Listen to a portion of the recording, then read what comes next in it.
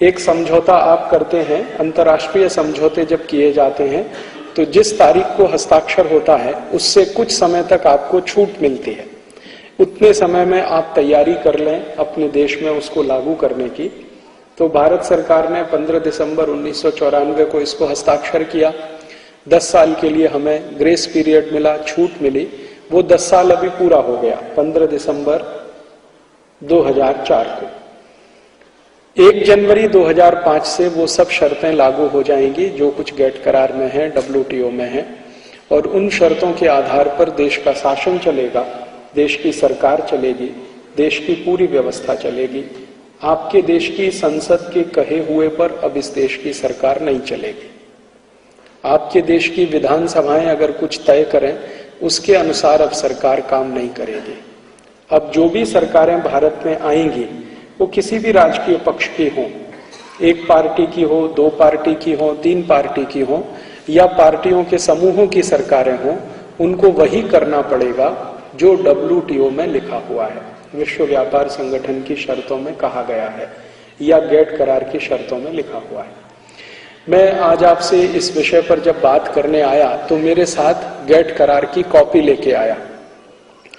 विश्व व्यापार संगठन का जो समझौता जिस पर भारत सरकार ने हस्ताक्षर किया है वो मैं मेरे साथ लाया हूं।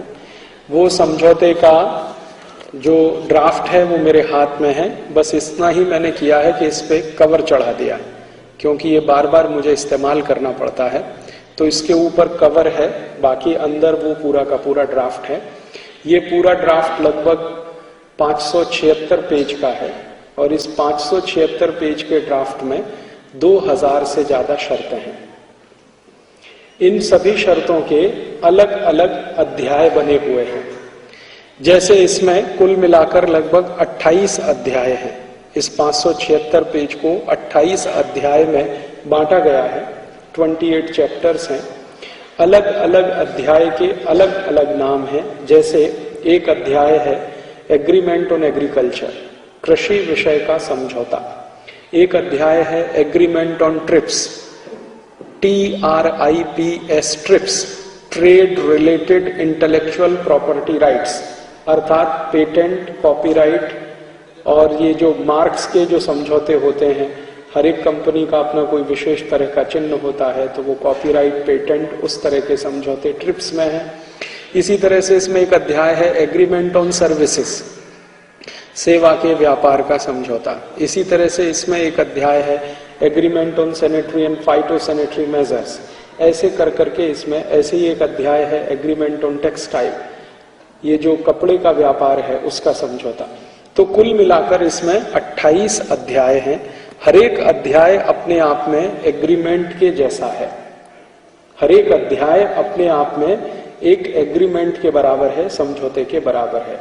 कुल अध्याय 28 हैं। इन सबको मिलाकर इसको WTO एग्रीमेंट कहा जाता है या गेट करार कहा जाता है।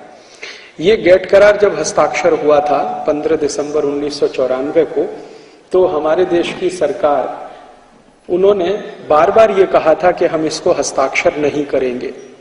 संसद के अंदर कहा था, संसद के बाहर कहा था।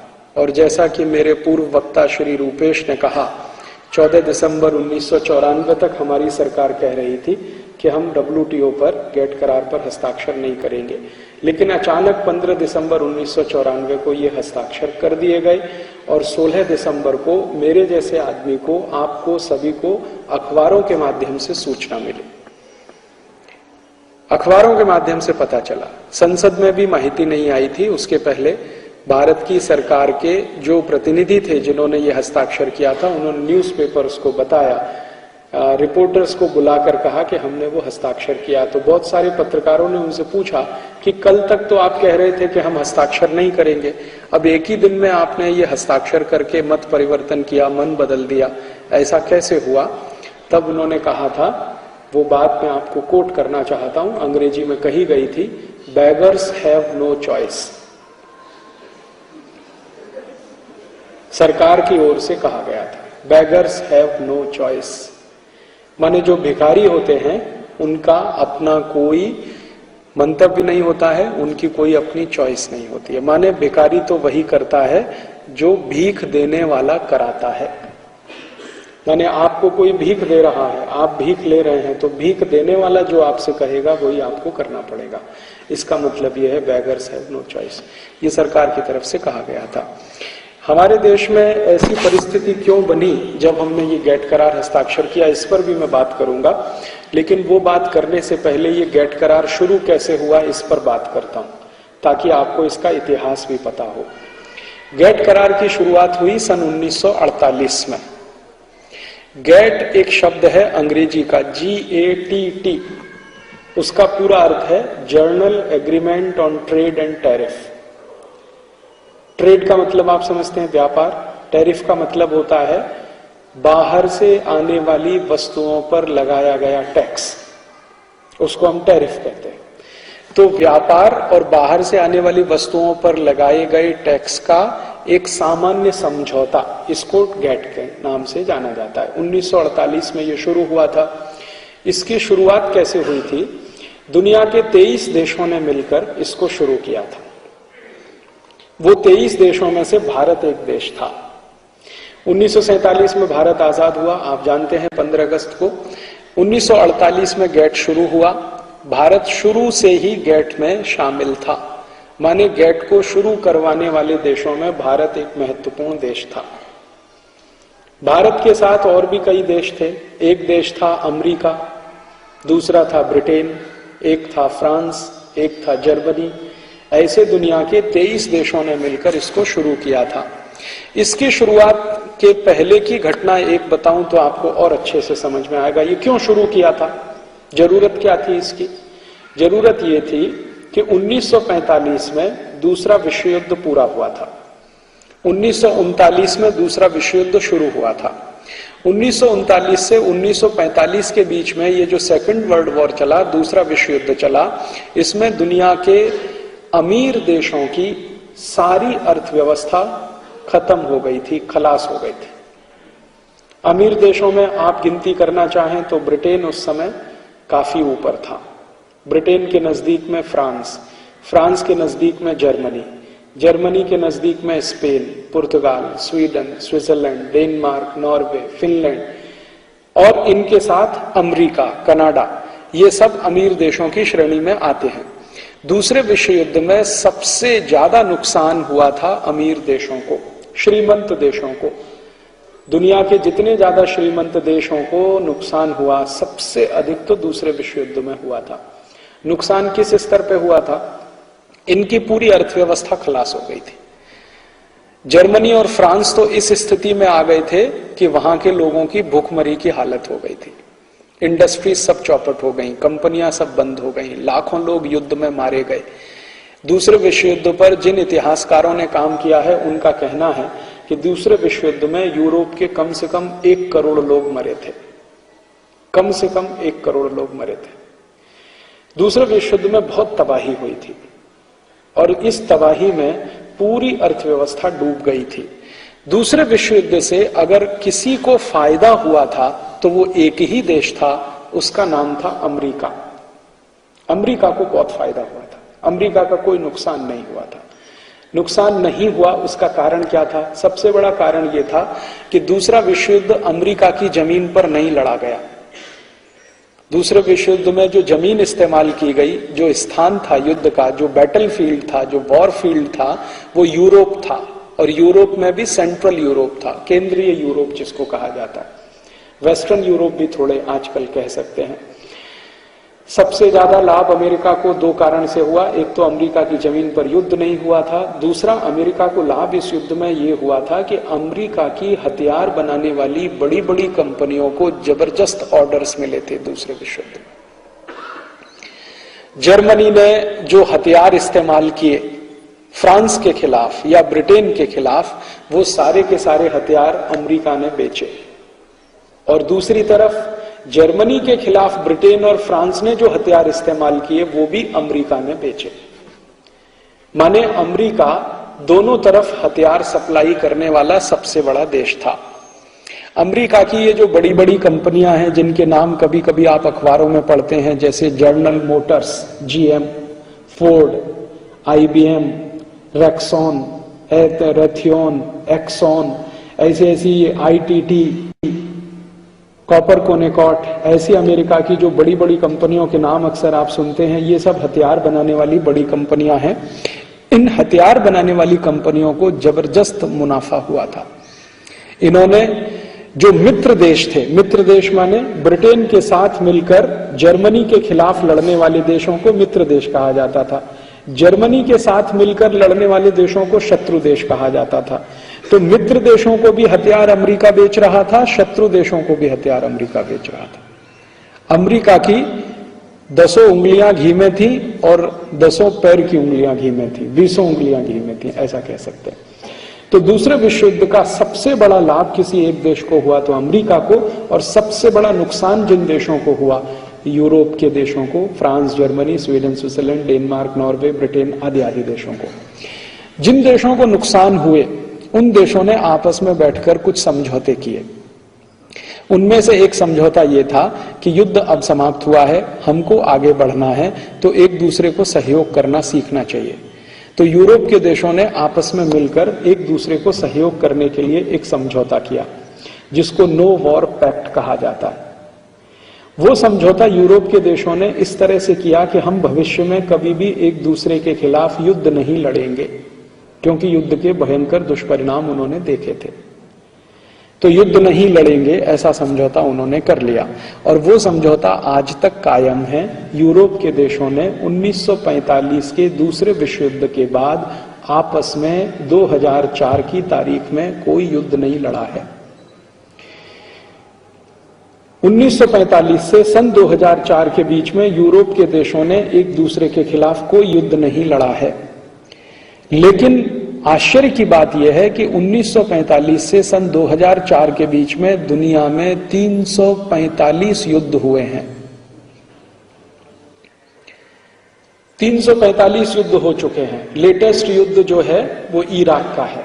इराक से पहले अफगानिस्तान, अफगानिस्तान के पहले आप जानते हैं कुवैत का, कोरिया का, वियतनाम का, ऐसे चिली का, कोस्टारिका का, कोलंबिया का, भारत पाकिस्तान का, बांग्लादेश का, ऐसे कुल मिलाकर अगर सूची बनाई जाए तो 1945 से लेकर सन 2004 के बीच में 345 युद्ध हो चुके हैं। आने वाले समय में और भी होने की तैयारी है। सीरिया में युद्ध हो सकता है, ईरान में हो सकता है, अमेरिका ने घोषित कर दिया है, कोरिया में भी होने की संभावना है।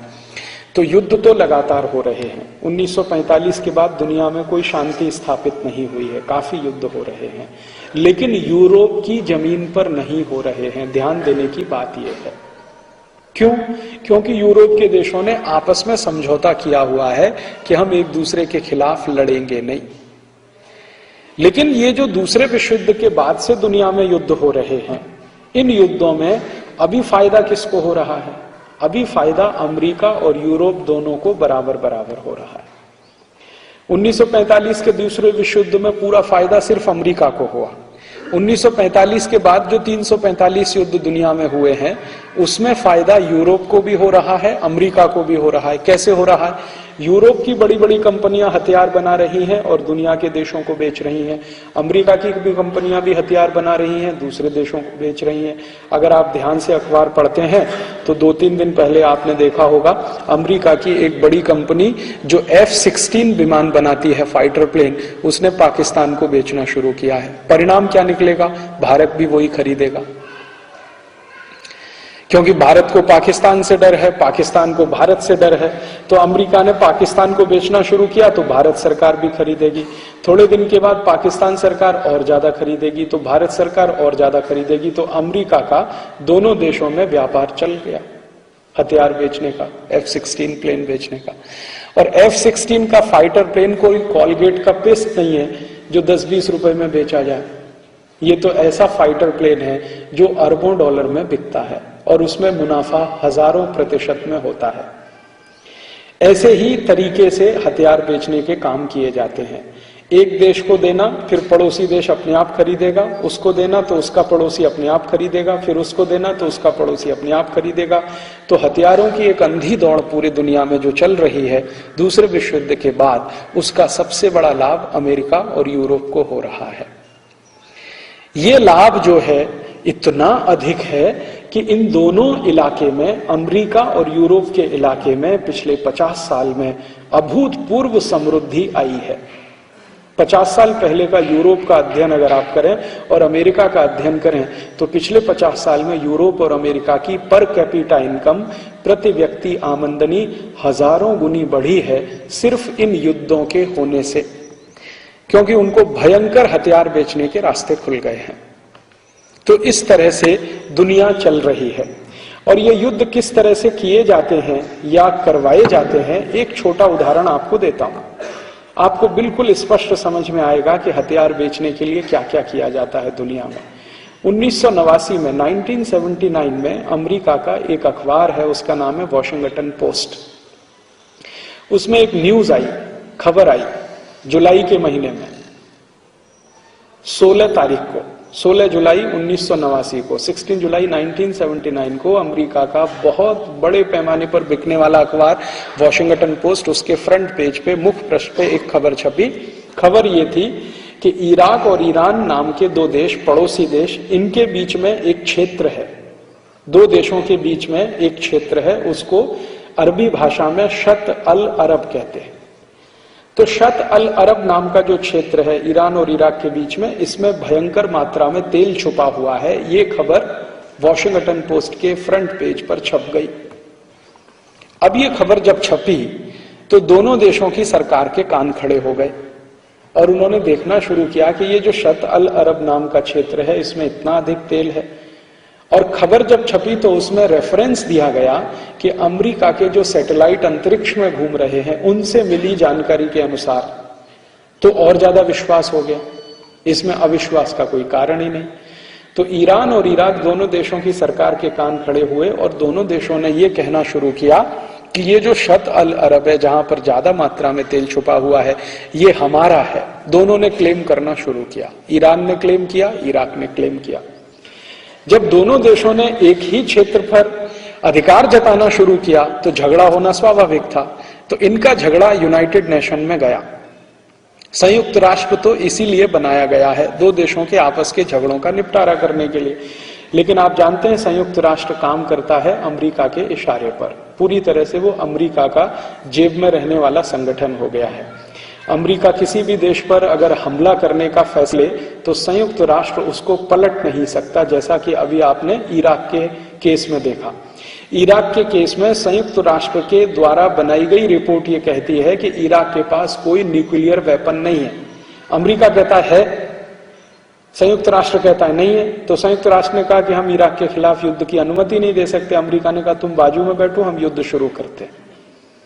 तो संयुक्त राष्ट्र के सारे प्रस्तावों का उल्लंघन करके अमेरिका ने युद्ध शुरू किया और संयुक्त राष्ट्र कुछ नहीं कर पाया, क्योंकि संयुक्त राष्ट्र एक ऐसा शेर है जिसके दांत नहीं है, किसी को काट नहीं सकता है, गुर्रा सकता है बस। और अमेरिका की जेब में रहता है संयुक्त राष्ट्र, क्योंकि अमेरिका के द्वारा दिए गए फंड्स पर संयुक्त राष्ट्र की बहुत सारी व्यवस्थाएं चलती हैं। फंड्स तो दूसरे देश भी देते हैं लेकिन अमेरिका थोड़ा ज्यादा देता है, इसलिए उसकी बात माननी पड़ती।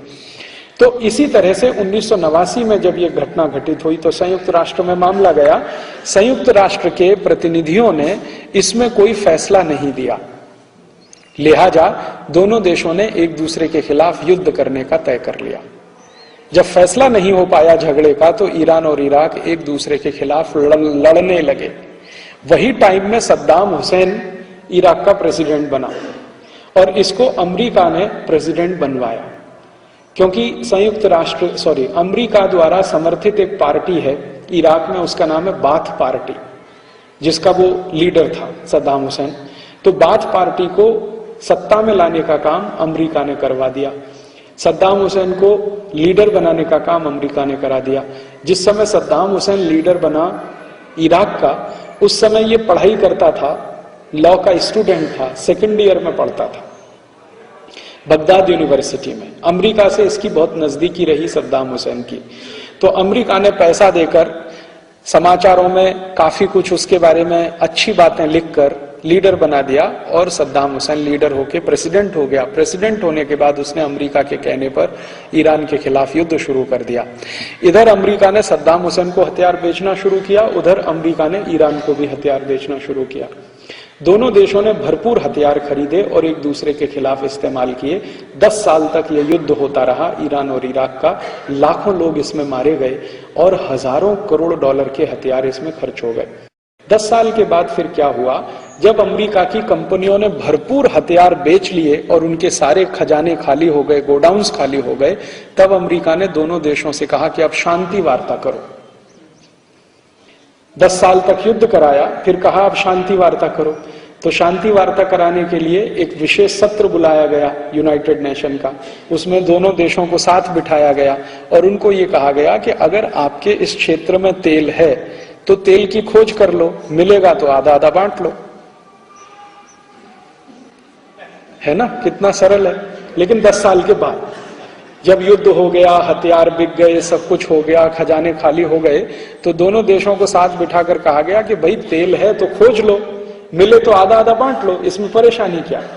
अब दोनों ही देशों ने यह कहा कि हम तेल की खोज करें तो हमारे पास उतनी इन्वेस्टमेंट की कैपेसिटी नहीं है, क्योंकि हथियार खरीदने में सारे पैसे खर्च हो गए दोनों देशों के, जितना भी रिजर्व था खजाना पूरा खाली हो गया, पैसा तो सब अमेरिका पहुंच गया। तो दोनों देशों को अमेरिका ने कहा अच्छा ठीक है, आपके पास पैसे नहीं है, पैसे हम लगा देते हैं, राइट्स हमको दे दो। तो अमेरिकी कंपनियों को वहां तेल खोजने का पूरा अधिकार मिल गया। अमेरिकी कंपनियों ने उस इलाके में तेल खोजना शुरू किया। 2 साल के बाद अमेरिकी कंपनियों ने कहा कि इस इलाके में कोई तेल नहीं है। अब देखिए, इस इलाके में कोई तेल नहीं है, तो दोनों देश खामोश होकर शांत बैठ गए। 10 साल पहले ये खबर आई थी वॉशिंगटन पोस्ट में कि इसमें भरपूर तेल है। तो इन लोगों ने शिकायत किया वॉशिंगटन पोस्ट के खिलाफ। जब वॉशिंगटन पोस्ट के खिलाफ शिकायत हुआ तो वॉशिंगटन पोस्ट के एडिटर ने क्षमा मांग लिया कि भाई गलत खबर छप गई, माफ कर दीजिए हमको। और अमेरिका ने उसकी पैरवी कर दिया कि हाँ माफ कर दीजिए, कभी गलत खबर छप जाती है। तो कहा गया कि ये खबर तो सैटेलाइट के माध्यम से आई थी, तो सैटेलाइट भी गलती कर सकता है, मशीन है ना, मशीन तो गलती कर ही सकती है, आदमी कर सकता है, आदमी मशीन बनाता है तो मशीन भी गलती कर सकती है। तो लिहाजा वो चैप्टर वहां खत्म हो गया।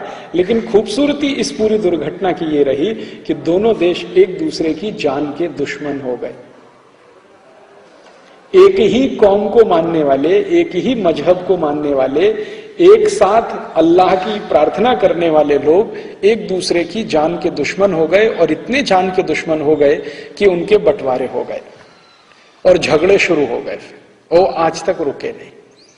तो युद्ध कैसे कराया जाता है उसका मैंने आपको एक मिसाल दिया। इसी तरह से वियतनाम में हुआ था, इसी तरह से कोरिया में हुआ था, इसी तरह से लैटिन अमेरिका के चिली, कोस्टारिका, कोलंबिया जैसे देशों में हुआ था। तो दुनिया के छोटे छोटे ऐसे देशों में जहां पर सरल प्रकृति के लोग रहते हैं, जिनकी प्रकृति बहुत सहज और सरल होने की होती है, उन देशों के नेताओं को बरगलाकर, अधिकारियों को खरीदकर, लोगों का दिमाग बदल के कैसे युद्ध के लिए तैयार किया जाता है, उसके लिए पिछले 50 साल से, 55 साल से, 57 साल से, जभी से माने 1945 से बहुत बड़ा प्रयास यूरोप और अमेरिका के द्वारा हो रहा है। और वो प्रयास ये है कि उनको हथियार बेचने हैं, हथियार बेचकर मुनाफा कमाना है, और मुनाफा कमाकर अपने देश को अमीर और अमीर और अमीर बनाते चले जाना है। ये है।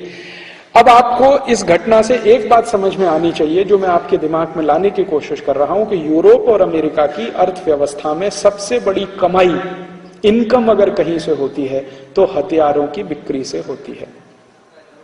हथियारों की बिक्री यूरोप और अमेरिका के देशों का सबसे बड़ा धंधा है। अगर हथियारों की बिक्री सबसे बड़े पैमाने पर ये करते हैं तो शांति कैसे स्थापित हो सकती है, जरा सोचिए। जितने ज्यादा हथियार बिकेंगे उतने ज्यादा अशांति होने की संभावना है, जितने ज्यादा बम बनेंगे उतने ज्यादा युद्ध होने की संभावना है।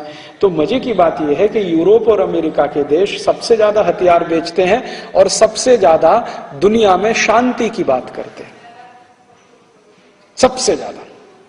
आपको हर दूसरे तीसरे दिन अमेरिका के किसी मंत्री का, अमेरिका के किसी राष्ट्रपति का अखबार में बयान मिल जाएगा, भारत पाकिस्तान को दोस्ती करनी चाहिए।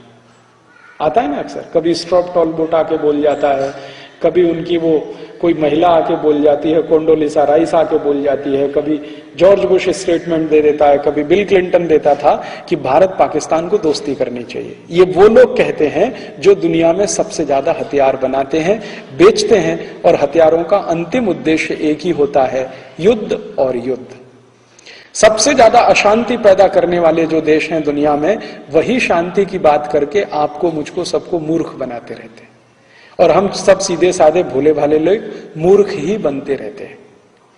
अगर हम अमेरिका और यूरोप के देशों को ये पलटकर कहना शुरू करें कि हम भारत पाकिस्तान में तो दोस्ती हो जाएगी, दुनिया के सभी देशों में दोस्ती हो जाएगी, अमेरिका की सब कंपनियां हथियार बनाना बंद कर दें, ये वो मानने को तैयार नहीं है। वो कहते हैं कि हम हथियार बनाते रहेंगे, तुम मत बनाओ। न्यूक्लियर बॉम्ब चाहिए तो अमेरिका के पास आओ, तुम मत बनाओ अपना। अगर तुम बनाओगे तो हम तुम्हारे ऊपर पाबंदी लगाएंगे। तुम फाइटर प्लेन्स मत बनाओ, तुम मिसाइल मत बनाओ, तुम कुछ भी मत करो, तुमको जरूरत हो हमारे पास आओ। आप देखते हैं ना, जिस दिन भी भारत की सरकार कोई मिसाइल का परीक्षण करती है, अगले ही दिन अमेरिका की तरफ से कोई बयान आ जाता है ना कि हम चाहते हैं कि शांति स्थापित हो इस क्षेत्र में। क्यों वो चाहते हैं शांति? वो इसलिए नहीं चाहते कि सच में शांति हो, वो इसलिए चाहते हैं कि भारत अगर मिसाइल बनाते जाएगा, अच्छी अच्छी मिसाइलें बनाएगा, तो अमेरिकी मिसाइल कौन खरीदेगा फिर? अगर हमने न्यूक्लियर बॉम्ब बना लिया, जरूरत पड़ने पर इस्तेमाल किया या नहीं किया ये हमारे ऊपर निर्भर है, लेकिन अमेरिकी बॉम्ब कौन खरीदेगा फिर? तो उनको अपना मार्केट बना के रखना है, तो दूसरे देशों को यह सिखाना है कि तुम कुछ मत करो, हम हथियार बनाते रहें, तुम उनको खरीदते रहो, तुम हमको पैसा देते रहो, हमारी इकोनॉमी उससे चलती रहे और शांति से अपने यहां बैठे रहो, तुम कुछ मत करो। ये उनकी फिलॉसफी है या ये उनकी पॉलिटिक्स है, यही उनकी राजनीति है। ये राजनीति एक स्तर पर चलती है और इसका सबसे नंगा स्वरूप आपने देखा हो तो अभी आपको दिखाई दे जाएगा। देखिए कैसे होता है।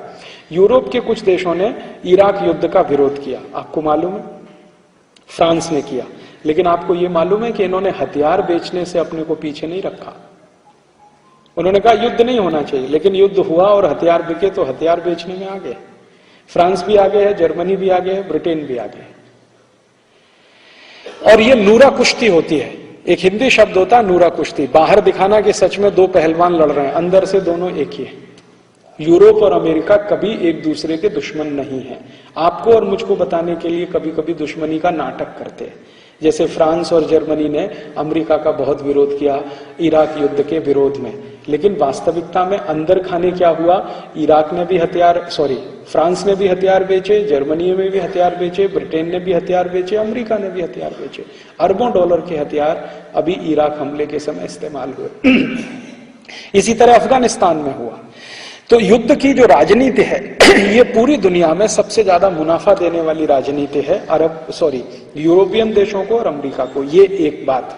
दूसरी एक बात हमें और समझनी चाहिए, वो ये समझनी चाहिए कि ये यूरोप और अमेरिका के जो देश हैं हथियारों का उत्पादन करते हैं, उसके अलावा दवाएं भी बनाते हैं, रासायनिक खाद भी बनाते हैं, टूथपेस्ट टूथ पाउडर भी बनाते हैं, कपड़े भी बनाते हैं, जूते चप्पल भी बनाते हैं, खेल कूद के खिलौने भी बनाते हैं, ये चीजें भी बनाते हैं। और युद्ध के अलावा जो कुछ वो बनाते हैं उसका खपत करने की गुंजाइश उनके देश में बहुत कम है।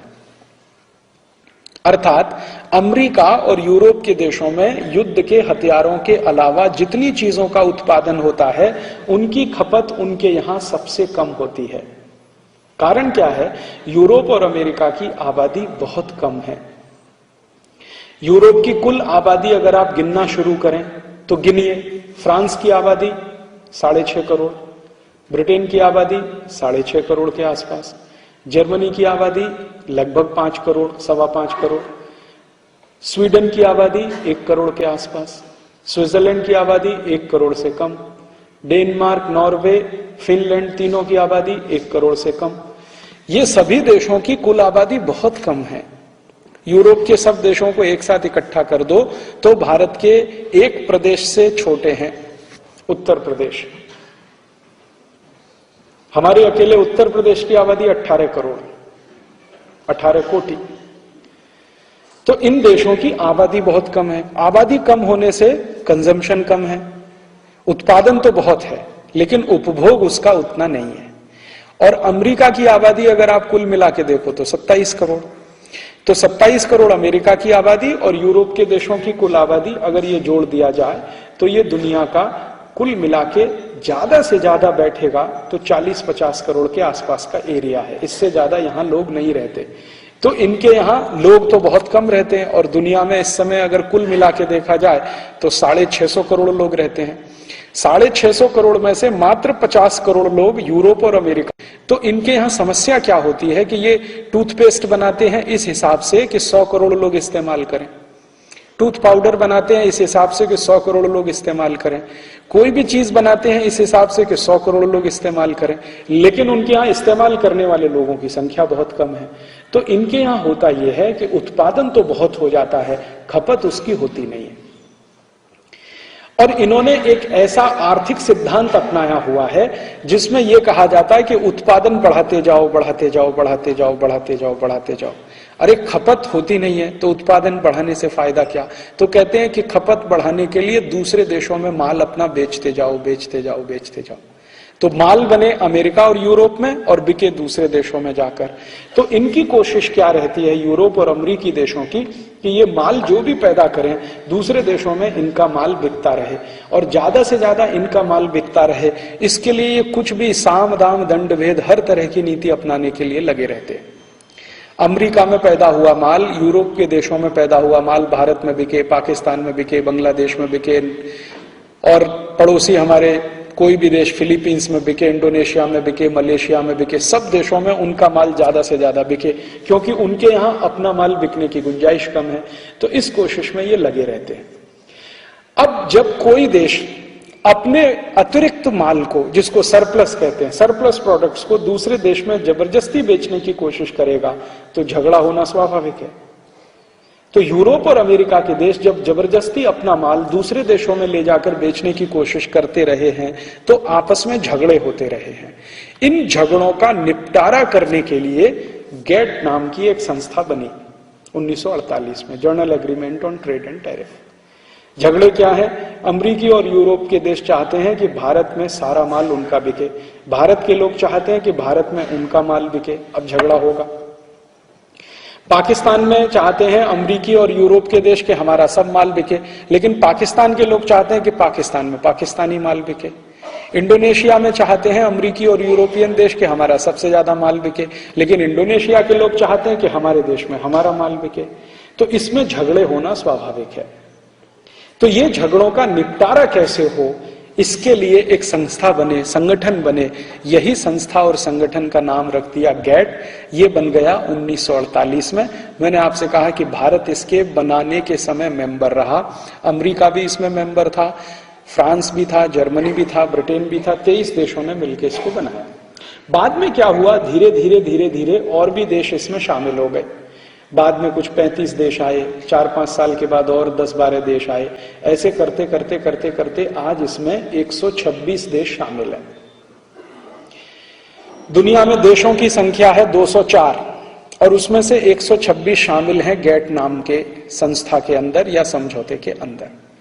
ये सभी देशों ने आपस में मिलकर एक नियम बनाया कि जब भी अतिरिक्त सरप्लस प्रोडक्ट को दूसरे देश में बेचने पर कोई भी झगड़ा होगा, टैक्स का झगड़ा हो या क्वांटिटी का झगड़ा हो, रिस्ट्रिक्शन का झगड़ा हो, कोई भी झगड़ा हो, इनका निपटारा करने के लिए हम आपस में बैठकर गैट में बात करेंगे, नियम कायदे कानून उसके हिसाब से बनाएंगे। 1948 में जब ये गैट शुरू हुआ तो 1986 तक ये गैट इसी आधार पर काम करता रहा। आधार क्या? अगर कोई देश का सामान दूसरे देश में बिकने के लिए जाता है और वहां कोई झगड़ा शुरू होता है तो उस झगड़े का निपटारा करना गैट का काम है। इस आधार पर यह काम करता रहा 1948 से 1986 तक। लेकिन 1986 में आने के बाद, 1986 का साल जब आ गया 1986 का, तब अमेरिकी और यूरोपियन देशों ने यह तय किया कि हमें गैट का उपयोग और ज्यादा तरीके से करना है। और ज्यादा तरीके से क्या करना है? अगर वो कोई अपना माल लेके भारत में बेचने के लिए लाते हैं और भारत की सरकार कहती है कि नहीं, हम ये माल नहीं बिकने देंगे, और उसको रोकने के लिए वो कोई कदम उठाती है, तो इन अमेरिकी और यूरोपियन देशों ने आपस में मिलकर तय किया कि हम कुछ ऐसे कानून बनवाएं ताकि हमारा माल रोकने के लिए कोई भी कदम दुनिया की सरकारें ना उठाएं।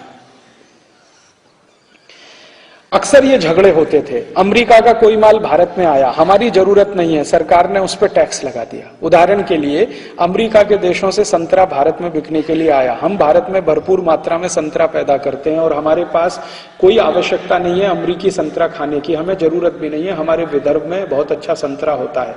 तो भारत सरकार ने अमेरिकी संतरे पर पाबंदी लगाई। पाबंदी लगाने के दो रास्ते होते हैं, एक तो होता है टैरिफ, माने टैक्स लगा दिया, इतना ज्यादा टैक्स लगा दो कि अमेरिकी संतरा भारत के संतरे से सस्ता ना बिक पाए, इतना टैक्स लगा दो, तो उसको कहते हैं टैरिफ बैरियर, ताकि अमेरिकी संतरा भारत में बिकने के लिए ना आए। दूसरा होता है क्वांटिटेटिव रिस्ट्रिक्शन। वो क्या होता है, अगर अमेरिका ने बहुत जोर डाला और भारत सरकार को कन्विंस कर लिया, तो भारत सरकार ने कहा अच्छा ठीक है, साल में 10 किलो संतरा अपना तुम भारत में बेचो, 10 किलो से 1 किलो भी ज्यादा हुआ तो हम फिर पाबंदी लगा देंगे। इसको कहते हैं क्वांटिटेटिव रिस्ट्रिक्शन। तो दो तरीके से बाहर से आने वाले सामान को रोका जाता है किसी भी देश में। भारत भी रोकता है, पाकिस्तान भी रोकता है, अमेरिका भी रोकता है, फ्रांस भी रोकता है, जर्मनी भी रोकता है। हर एक देश अपने बाजार में आने वाले विदेशी सामान को रोकने के लिए ये दो ही रास्ते अपनाता है, या तो वो क्वांटिटेटिव रिस्ट्रिक्शन लगाता है, या तो उसके ऊपर टैक्स इतना ज्यादा लगा देता है कि वो महंगा हो जाए। ये तरीके से अमेरिका और यूरोप के देशों का सामान भारत में रोका जाता था। इन देशों ने क्या सोचा कि अगर हम ये क्वांटिटेटिव रिस्ट्रिक्शन और टैरिफ बैरियर दोनों समाप्त करा लें, तो फिर भारत या भारत जैसे तमाम देश हमारा कोई माल रोक नहीं पाएंगे अपने बाजार। हम जितना चाहेंगे उतना माल भारत और यूरोप में, भारत और भारत के पड़ोसी देशों में बेच पाएंगे। उनके यहाँ परेशानी क्या है, मैंने आपसे कहा कि माल का उत्पादन तो बढ़ता जा रहा है, कंजम्पशन उसका है नहीं। अब जब उत्पादन ज्यादा होता है और उपभोग कम होता है, तो अर्थशास्त्र की परिभाषा में एक संकट आता है, उसको कहते हैं मंदी, रिसेशन, इकोनॉमिक रिसेशन, आर्थिक मंदी। तो ये यूरोप और अमेरिका के देशों में चलती है भयंकर आर्थिक मंदी, और मंदी का कारण यह है कि उनके यहां पैदा हुआ माल ज्यादा उनके यहां बिकता नहीं और दूसरे देशों में भी बिकने की गुंजाइश नहीं। तो माल तो ज्यादा हो रहा है लेकिन उत्पादन तो होने से कोई लाभ नहीं, उपभोग होता नहीं है, तो उसमें से जो लाभ आना चाहिए आता नहीं है। तो इन्होंने सोचा कि अपने देश की जो मंदी है उसको दूर करने के लिए हम भारत जैसे तमाम देशों में, जहां पर बाजार बहुत बड़ा है, कितना बड़ा है, 103 करोड़ की लोक संख्या हमारी, चीन की 140 कोटि की लोक संख्या, और चीन और भारत को मिला दें तो आधी दुनिया, 140 कोटि और 103 कोटि, तो 243 कोटि हो गया, लगभग आधी दुनिया हो गई। और फिर हमारे पड़ोसी देशों को देखें, इंडोनेशिया 18 कोटि का देश, पाकिस्तान 14 कोटि का देश, 18 कोटि के यूरोप में कोई देश नहीं है। मैंने आपसे कहा ना, यूरोप का सबसे बड़ा देश है जो ब्रिटेन और फ्रांस और जर्मनी 6-6, 7-7 कोटि से नीचे के हैं, लेकिन एक ही देश है 18 कोटि का, इंडोनेशिया, फिर मलेशिया, फिर फिलीपींस, फिर थाईलैंड, फिर ये सब देश। तो ये सब जो एशिया के देश हैं, अगर एशिया को इकट्ठा कर लिया जाए तो ये दुनिया का, एशिया और अफ्रीका के देश देखो, नाइजीरिया 19 कोटि का देश, सूडान, लीबिया 12-13 कोटि के देश, और नीचे आ जाइए साउथ अफ्रीका 11 कोटि का देश। तो ये अफ्रीका और एशिया के देशों को अगर इकट्ठा कर दिया जाए तो 3/4 दुनिया तो यही है, और यही 3/4 दुनिया के बाजारों में यूरोप और अमेरिका का माल ज्यादा से ज्यादा बिकना चाहिए। ये इसके ऊपर टैरिफ बैरियर ना लगाएं, क्वांटिटेटिव रिस्ट्रिक्शन ना लगाएं, ये 1986 में यूरोप और अमेरिका की सरकारों ने आपस में बैठ के तय किया कि हम कुछ ऐसा कदम उठाएं ताकि हमारे माल पर कोई रोक टोक ना लगे, इन देशों में आसानी से जाए। तो इसके लिए इन्होंने बोलना शुरू किया कि गैट के नियम चेंज करो, गैट के कानून चेंज करो, नियम चेंज करो, पुराने हो गए हैं, 30 साल पुराने हो गए, 35 साल पुराने हो गए, 40 साल पुराने हो गए। नियम कभी बने थे? 1948 में, और बात शुरू हो गई 1986 में। तो इन्होंने बोलना शुरू किया बहुत पुराने हो गए, बदल करो बदल करो बदल करो। तो गैट में आपस में मिलके एक तय कर लिया कि हम अब पुराने नियम बदलेंगे। तो पुराने नियम बदलेंगे तो नए नियम बनेंगे, तो नए नियम बनाने के लिए एक समिति बनाओ। तो एक समिति बनाई गई, उस समिति का अध्यक्ष एक व्यक्ति को बनाया गया, उसका नाम था आर्थर डंकल। वो उस समिति का अध्यक्ष बना और उसने अपने समिति में काम करने के लिए 20-25 लोगों को चुन लिया कि ये मेरे साथ काम करेंगे। तो वो समिति बन गई, समिति ने काम शुरू किया। समिति ने 1986 में जब ये काम शुरू किया तो दुनिया के सभी देशों के लिए एक प्रस्ताव बना दिया, एक ड्राफ्ट बना दिया। उसी का नाम हो गया डंकल ड्राफ्ट। बाद में उसका नाम हो गया गेट एग्रीमेंट और 1 जनवरी 2005 से उसका नाम हो जाएगा WTO एग्रीमेंट। जब ये लागू होगा तो अब इसका नाम होगा ये 3 पड़ाव इसके थे। पहले ये था गेट करार, उसके पहले था डंकल प्रस्ताव, अब हो जाएगा WTO एग्रीमेंट। तो ये जो प्रस्ताव बना आर्थर डंकल के द्वारा, इसमें बाद में कुछ और भी जोड़ हुआ, कुछ घटाव हुआ, तो प्लस माइनस होता रहा। अभी ये फुल फ्लेज होके आ गया है और वही मेरे हाथ में है जो मैं आपसे बात करने जा रहा हूं। ये जो इन्होंने बना दिया है प्रस्ताव, यूरोप और अमेरिकी देशों के सरकारों के कहने पर आर्थर डंकल और उसके सहयोगियों ने जो प्रस्ताव बना दिया है, इसमें लगभग 2000 शर्तें हैं और इसकी शर्तें बड़ी विचित्र विचित्र हैं। आप सुनकर आश्चर्य करेंगे। इस प्रस्ताव पर हस्ताक्षर भारत सरकार ने किया 15 दिसंबर 1994 को। भारत के बाद इस पर हस्ताक्षर किया अमेरिका ने। हां, एक बात जो किसी के ध्यान में नहीं है, गेट करार पर, डंकल प्रस्ताव पर, WTO एग्रीमेंट पर भारत सरकार ने पहले हस्ताक्षर किया है, अमेरिका ने उसके बाद किया है और अमेरिका के बाद यूरोप के देशों ने किया है। सबसे बाद में इस पर हस्ताक्षर करने वाला सबसे बड़ा देश है चीन। चीन ने अभी मुश्किल से 2 साल पहले इस पर हस्ताक्षर किया है। भारत ने तो 1994 में किया, अमेरिका ने 1995 में किया, यूरोप के देशों ने 1996 के बाद में किया। अच्छा, आपके मन में प्रश्न आ सकता है कि भारत ने पहले हस्ताक्षर किया, अमेरिका ने बाद में क्यों किया? अमेरिका के मन में पहले से एक बहुत बड़ी साजिश थी, योजना थी चोरी करने की, बेईमानी करने की, इसलिए उसने भारत को पहले प्रेशराइज किया, तुम हस्ताक्षर कर दो। जब भारत की ओर से यह बात अमेरिका की तरफ कही गई कि भाई आप भी तो करो, तो उन्होंने कहा हम तो कर देंगे, तुम पहले कर दो। हाँ, हम तो कर देंगे। और भारत की सरकार इसमें फंस कैसे गई हस्ताक्षर पहले करने में? आप याद करिए 1991 में भारत में जब सरकार बनी थी तो भारत की आर्थिक हालत बहुत खराब थी। इतनी खराब हालत थी कि हमारे देश का सोना गिरवी रख के हमने कर्ज लिया था बैंक ऑफ इंग्लैंड से। 47 मीट्रिक टन हमने सोना गिरवी रखा था बैंक ऑफ इंग्लैंड में। 1 मीट्रिक टन में 1000 किलो होता है, 47,000 किलोग्राम सोना हमने गिरवी रखा था। 1 किलो सोना लगभग इस समय 7 लाख रुपए के आसपास है। आप कल्पना कर सकते हैं हमने कितना देश का धन गिरवी रखा था। हालत बहुत खराब थी, हमने कर्जा लिया था, सोना गिरवी रखा था। उसी समय अमेरिकी और यूरोपियन देशों को मौका मिल गया। मौका क्या मिल गया? हमने इन देशों की तरफ भी हाथ फैलाया था कर्जे के लिए, तो इन्होंने कहा तुमको कर्जा चाहिए तो गेट करार साइन कर दो, पहले WTO साइन कर दो। तो भारत सरकार को कर्जे के लालच में फंसाकर इन्होंने ये हस्ताक्षर पहले करा लिया। अच्छा, मजे की बात क्या हुई, एक और इंटरेस्टिंग बात जो शायद आप नहीं जानते, जैसे ही भारत ने हस्ताक्षर किया, दुनिया के 77 देशों ने अगले ही दिन हस्ताक्षर कर दिया। हाँ, 77 देशों ने अगले ही दिन कर दिया।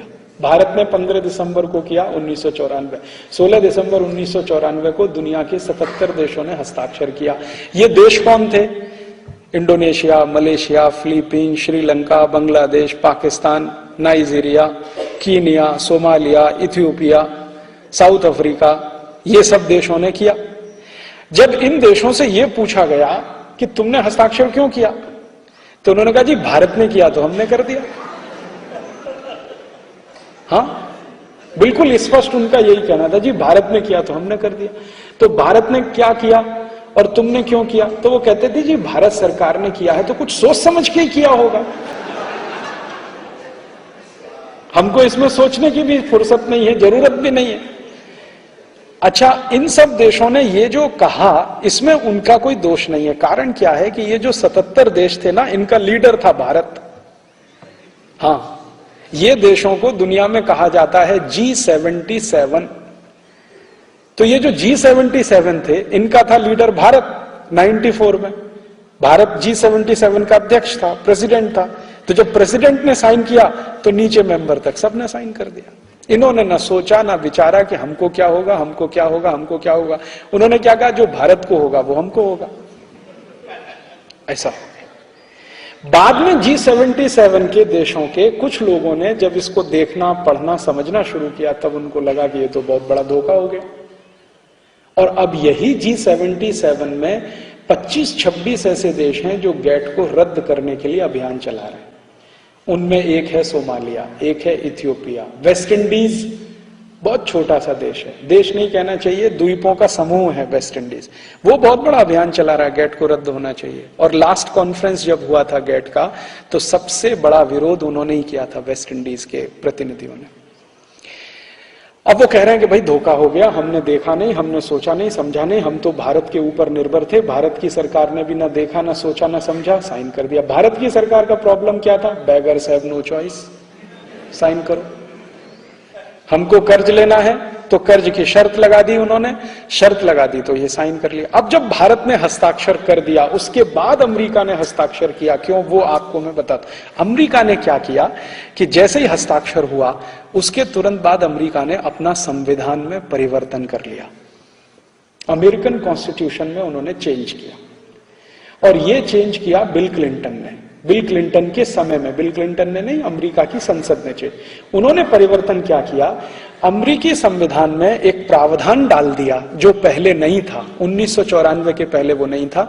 1994 में उन्होंने एक प्रावधान डाल दिया कि आज के बाद, माने जिस दिन अमेरिका के संविधान में ये संशोधन हो रहा है, आज के बाद अमेरिका की संसद का बनाया हुआ कोई भी कानून दुनिया की सभी अंतरराष्ट्रीय संधियों के ऊपर होगा।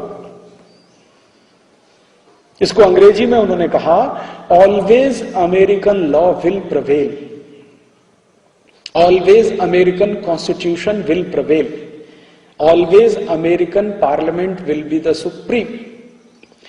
अर्थात अमेरिकी संसद अगर कोई कानून बनाती है और गेट करार से वो मेल नहीं खाता है, गेट करार और अमेरिकी संसद के कानून में झगड़ा होता है, तो गेट करार का कानून बदल होगा, अमेरिकी कानून बदल नहीं होगा, ये इसका मतलब है। ये उन्होंने परिवर्तन किया। ये परिवर्तन जब उन्होंने किया और इस परिवर्तन को बाद में उन्होंने डलवा दिया, ठीक है, और ये कैसे किया है मैं इसको समझाता हूं। गेट एग्रीमेंट में एक सेक्शन है 102, सेक्शन नंबर 102। वो क्या कहता है मैं अंग्रेजी में पढ़ता हूं, फिर आपको उसका अर्थ भी बता दूं। According to the GATT section 102, when there is a trade dispute under GATT, the US law will proceed over GATT। ये डलवा दिया उन्होंने। अब इतने से में ही सारा खेल खत्म हो गया। फिर आगे, the US law will proceed over GATT in every case, not just in some cases, not just in most cases, but in every case। अर्थात गेट करार का कानून और अमेरिकी संसद के कानून का जब भी झगड़ा होगा तो अमेरिकी संसद का कानून ही माना जाएगा, गेट का कानून नहीं माना जाएगा किसी भी केस में, किसी भी क्षेत्र में। ये इन्होंने कर लिया।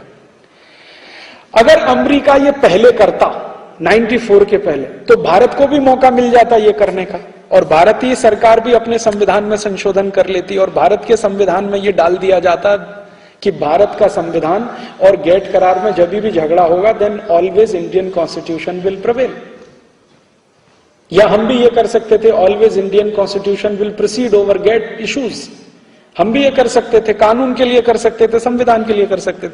अमेरिका ने ये बात अंतिम समय तक छुपा के रखी, चालाकी के साथ ये सब किया कि पहले भारत सरकार ने साइन कर दिया, फिर उन्होंने अपने अमेंडमेंट कर लिया, अमेंडमेंट करने के बाद साइन किया। तो अब अमेरिका के लिए परेशानी कुछ नहीं है, ज्यादा से ज्यादा परेशानियां हैं वो भारत के लिए हैं, पाकिस्तान के लिए, बांग्लादेश के लिए, श्रीलंका के लिए, इंडोनेशिया के लिए, मलेशिया के लिए, सऊदी अरब के लिए, संयुक्त अरब अमीरात के लिए, कुवैत के लिए, बहरीन के लिए, ओमान के लिए। ये जो छोटे छोटे देश हैं इनके लिए सबसे ज्यादा परेशानियां। छोटे देश किस मामले में? पैसे के मामले में। वैसे तो बहुत बड़े देश हैं। अगर इनके संसाधनों की बात करें तो इनके पास इतने संसाधन हैं जो दुनिया में कोई सोच नहीं सकता। अगर इनके स्किल्ड लेबर की बात करें तो इनके पास इतना स्किल्ड लेबर है जो दुनिया में कोई कल्पना नहीं कर सकता। रिसोर्सेज की बात करें तो इतने रिसोर्सेज हैं जिसके बारे में कोई सोच नहीं सकता। तो ये देश छोटे हैं, बस एक ही स्थिति में पूंजी कम है, सरप्लस कैपिटल नहीं है, बाकी सब कुछ सरप्लस है हमारे पास, कैपिटल सरप्लस नहीं। और यूरोप और अमेरिका में अगर कोई एक चीज है तो उनके पास सरप्लस कैपिटल है, बाकी कुछ नहीं है। तो आज जो परिभाषा की जाती है दुनिया में, अमीर कौन है, गरीब कौन है, तो ये कहा जाता है कि जिनके पास सरप्लस कैपिटल है वो अमीर हैं और जिनके पास सरप्लस कैपिटल नहीं है वो गरीब हैं। अगर इस परिभाषा को बदल दिया जाए और ऐसे कहा जाए कि जिनके पास संसाधन सबसे ज्यादा हैं तो वो फिर भारत है, पाकिस्तान है, इंडोनेशिया, मलेशिया है, और जिनके पास संसाधन बिल्कुल नहीं है वो यूरोप के देश हैं। या इस तरह से परिभाषा किया जाए कि जिन्होंने अपने सारे संसाधनों का नाश कर लिया है वो यूरोप और अमेरिका हैं, और जिनके संसाधन अभी भी बचे हुए हैं वो भारत, पाकिस्तान, बांग्लादेश जैसे देश हैं। परिभाषा उनकी चल रही है दुनिया में। अमीर और गरीब होने की परिभाषा जो है वो सरप्लस कैपिटल के आधार पर है, पर कैपिटा इनकम के आधार पर है। अगर हम दूसरे तरह से परिभाषा करना शुरू करें तो हम शायद बहुत अमीर होंगे और ये अमेरिका, यूरोप वाले बहुत गरीब होंगे। बायोमास के हिसाब से परिभाषा करें, हम हमारी प्रकृति में मिलने वाली चीजों के हिसाब से परिभाषा करें तो हम शायद सबसे अमीर होंगे, लेकिन परिभाषा वही चल रही। तो इन्होंने किया चालाकी से एक काम संशोधन करने का, संशोधन करके इन्होंने गेट करार साइन कर दिया, और गेट करार साइन होने के बाद अमेरिका और यूरोप की मजे ही मजे हैं, बल्ले ही बल्ले है, और ये जो गरीब देश हैं ये बेचारे मरने की तैयारी में। अब इसमें मुश्किल क्या है, गेट करार के बारे में कोई और बात मैं कहूं और उसके पहले एक बात मैं आपको पढ़ के सुना दूं। इसमें सबसे पहले चैप्टर में, पहले ही पैराग्राफ में, शुरू में ही सबसे पहले एक बहुत महत्व की बात लिखी हुई है। No single element of this draft final act can be considered as agreed till the total package is agreed. No single element of this draft final act can be considered as agreed till the total package is agreed। अर्थात ये पूरे के पूरे समझौते में जब तक सारी शर्तों को आप एक साथ नहीं माने तब तक कोई भी एक शर्त नहीं मानी जाएगी। अर्थात ये जो लगभग 2000 से ज्यादा शर्तें इसमें हैं, ये पूरी की पूरी एक साथ आपको माननी है, तभी गेट करार आपने स्वीकार किया है ऐसा माना जाएगा, अन्यथा नहीं माना जाएगा। अब इसकी शर्तें क्या हैं? शर्तों के बारे में मैं आपसे थोड़ी थोड़ी बात करता हूं। इसमें सबसे गंभीर जो मुझे तकलीफ देती हैं शर्तें, वो खेती के विषय में है, हमारे देश में किसानों के लिए है।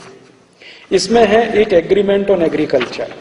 एग्रीमेंट ऑन एग्रीकल्चर में 50 से ज्यादा शर्तें हैं लगभग। उनमें से एक दो शर्त की बात करूंगा क्योंकि सब नहीं कर सकता, समय बहुत चाहिए। पहली ही शर्त इसमें यह है कि भारत देश जब भी गेट करार साइन किया उस दिन के बाद जब आपका ग्रेस पीरियड समाप्त हो जाए, तब ग्रेस पीरियड समाप्त हो गया 15 दिसंबर 2004 को, माने 1 जनवरी 2005 इसके लिए शुरू का समय रखा गया।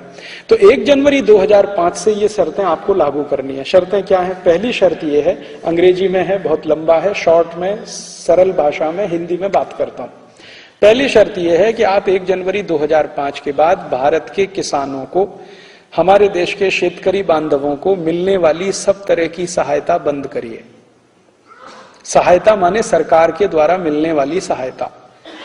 जब भी सहायता की बात की जाएगी तो समाज के द्वारा मिलने वाली सहायता नहीं, सरकार के द्वारा मिलने वाली सहायता। तो भारत सरकार से शेतकरी बांधवों को जो सहायता मिलती है 1 जनवरी 2005 के बाद उसको बंद करिए। कैसे बंद करिए? पहले साल में उसमें कटौती करिए 24%, दूसरे साल में जो बची हुई है उसमें कटौती करिए 24%, फिर तीसरे साल में 24%। ऐसे करते करते 6-7 साल में सारी सहायता बंद करिए। ये सहायता क्या है? अंग्रेजी में इसको कहते हैं सब्सिडी, हिंदी में कहते हैं सहायता। सब्सिडी शायद आपको जल्दी समझ में आए। तो भारत के शेतकरी बांधवों को मिलने वाली सब्सिडी 1 जनवरी 2005 से खत्म करिए। ये है पहली शर्त। शर्त है खत्म करिए। और कैसे खत्म करिए? जो सहायता भारत के शेतकरी बांधवों को मिलती है उसका 24% पहले वर्ष में कम कर दीजिए, दूसरे वर्ष में जो बचा हुआ है उसका 24% कम कर दीजिए, तीसरे वर्ष में, और तो ऐसे करते करते 6-7 वर्ष में पूरा खत्म हो जाए। शेतकरी बांधवों को सहायता क्या है हमारे देश में? 2 तरह की सहायता है, एक तो प्रत्यक्ष, दूसरी परोक्ष, डायरेक्ट सब्सिडी, इनडायरेक्ट सब्सिडी। वो क्या है? हमारा कोई भी शेतकरी बांधव कुछ भी बाजार में बेचने के लिए जब जाता है तो एक मिनिमम सपोर्ट प्राइस फिक्स होता है हर चीज का। जैसे कापूस का न्यूनतम समर्थन मूल्य या न्यूनतम खरीदी मूल्य तय होता है सरकार के द्वारा। उसका अर्थ यह होता है कि इस कीमत से कम कीमत पर कापूस नहीं बिकेगी। नियमतः बिकती है वो एक अलग बात है, कहीं 2100 है ऐसा है, लेकिन बिक रहा है 1700 रुपए क्विंटल। हो सकता है अगले साल 1500 पे भी ना बिके, 1400 पे भी ना बिके। तो जो न्यूनतम समर्थन मूल्य तय किया सरकार ने वो एक है, और अंतर्राष्ट्रीय मूल्य एक होता है। अंतर्राष्ट्रीय मूल्य के बारे में भारत में मैं थोड़ा अध्ययन करता हूं पिछले 8-10 वर्षों से, तो हमेशा मुझे ये लगता है कि अंतर्राष्ट्रीय जो मूल्य है उससे भारत में थोड़ा मूल्य ज्यादा ही रहता है। न्यूनतम समर्थन मूल्य जो होता है, मिनिमम सपोर्ट प्राइस, तो अंतर्राष्ट्रीय मूल्य और भारत के मार्केट का जो न्यूनतम समर्थन मूल्य है, इसके बीच का जो गैप है वही सरकार की सब्सिडी माना जाता है। अर्थात अगर कोई शेतकरी बांधव अपनी कापूस को अंतर्राष्ट्रीय बाजार में बेचे और वहां पर वो 1700 रुपए क्विंटल बिके या 1500 रुपए क्विंटल बिके, लेकिन महाराष्ट्र सरकार ने 2200 रुपए क्विंटल भाव तय किया है, तो प्रति क्विंटल 700 रुपए सब्सिडी माना जाएगा। ये होती है डायरेक्ट सपोर्ट, डायरेक्ट सब्सिडी। और ये सभी वस्तुओं में है, कापूस में भी है, गेहूं में भी है, चावल भी है, तुअर भी है, सभी जगह ऐसा होता है। दूसरी तरफ होता है इनडायरेक्ट सपोर्ट। इनडायरेक्ट सपोर्ट क्या होता है कि हम जब भी बाजार से रासायनिक खाद खरीदते हैं, यूरिया, डीएपी, सुपर फॉस्फेट, तो इसका बाजार जो मूल्य है एक शेतकरी के लिए उसका बाजार मूल्य है 250 से 250 रुपए का 50 किलो। और वही रासायनिक खाद यूरिया, डीएपी, सुपर फॉस्फेट जब फैक्ट्री में बनती है, कारखाने में बनती है, तो उसका उत्पादन मूल्य होता है 500 रुपए का 50 किलो, माने 1000 रुपए क्विंटल के आसपास होता है एवरेज। तो 1000 रुपए क्विंटल में उत्पादन होता है और 500 रुपए क्विंटल में बाजार में वो बिकता है। तो ये जो 500 रुपए क्विंटल का घाटा है ये सरकार उठाती है, और ये शेतकरी की तरफ से सरकार देती है खाद बेचने वाली कंपनियों को। इसको बोला जाता है इनडायरेक्ट सपोर्ट। इसी तरह से बिजली है, भारत के शेतकरी को बिजली थोड़ा सस्ते में है और उद्योगपति को थोड़ा ज्यादा है। घर में भी थोड़ा ज्यादा, उद्योग में भी ज्यादा, शेतकरी को थोड़ी सस्ती है।